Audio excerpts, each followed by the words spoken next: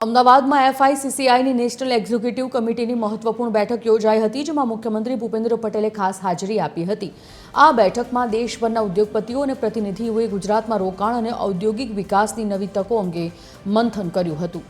મુખ્યમંત્રીએ ફિક્કીની 100 વર્ષની ઉજવણીનો ઉલ્લેખ કરતા જણાવ્યું કે ગુજરાત દેશના જીડીપીમાં 8.10% યોગદાન સાથે અગ્રેસર છે, જ્યારે રાજ્યમાં વિશ્વની 100 મોટી કંપનીઓ કાર્યરત છે। વાઇબ્રન્ટ ગુજરાતમાં પણ ફિક્કીનો મોટો સહયોગ રહ્યો છે। મુખ્યમંત્રીએ મુદ્રા યોજના દ્વારા મહિલા સશક્તિકરણ પર ભાર મૂકતા કહ્યું કે સૌનો સાથ અને સૌનો વિકાસના મંત્ર સાથે ગુજરાત સતત પ્રગતિના પંથે આગળ વધી રહ્યું છે।